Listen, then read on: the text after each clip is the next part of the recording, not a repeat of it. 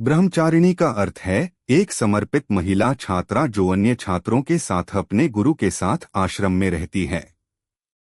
वह महादेवी के नवदुर्गा रूपों का दूसरा पहलू है और नवरात्रि के दूसरे दिन उनकी पूजा की जाती है। देवी ब्रह्मचारिणी पार्वती का एक रूप हैं और सफेद कपड़े पहनती हैं। उनके दाहिने हाथ में जपमाला और बाएं हाथ में कमंडल है।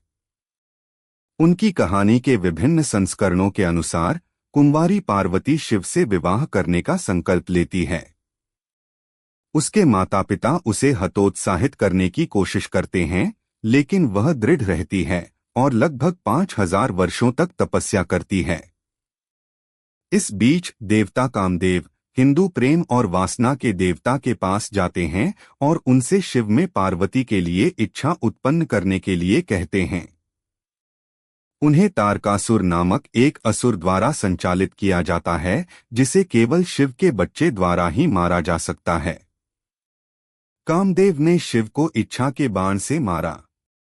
शिव ने अपने माथे में अपनी तीसरी आंख खोली और काम को जलाकर राख कर दिया।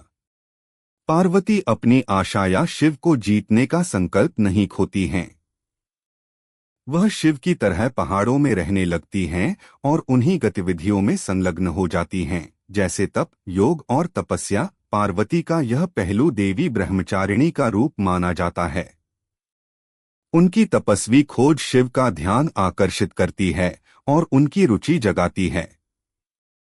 वह प्रच्छन्न रूप में उनसे मिलते हैं और शिव की कमजोरियों और व्यक्तित्व की समस्याओं को गिनाकर उन्हें रोकने की कोशिश करते हैं। पार्वती सुनने से इनकार कर देती हैं और अपने संकल्प पर अड़ी रहती हैं। इस दौरान प्रकांडासुर नामक राक्षस अपने लाखों असुरों के साथ पार्वती पर हमला करता है। पार्वती अपनी तपस्या के अंतिम चरण में हैं और खुद का बचाव करने में असमर्थ हैं। पार्वती को असहाय देखकर देवी लक्ष्मी और सरस्वती हस्तक्षेप करती हैं, लेकिन राक्षसों की संख्या अधिक हो जाती है।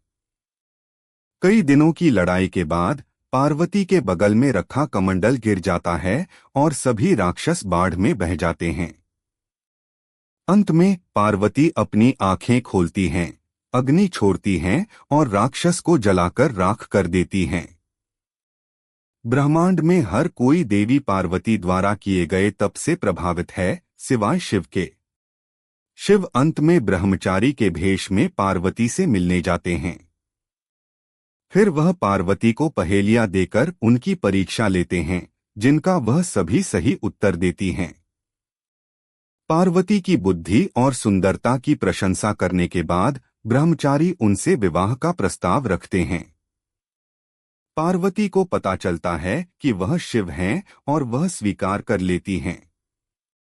शिव अपने असली रूप में प्रकट होते हैं और अंत में उन्हें स्वीकार करते हैं और उनकी तपस्या तोड़ते हैं। पूरे तप के दौरान पार्वती बेलपत्र और नदी के पानी से अपना पेट भर रही थीं। उनका निवास स्वाधिष्ठान चक्र में है। ब्रह्मचारिणी अविवाहित होने का प्रतीक है और सफेद रंग पवित्रता का प्रतीक है।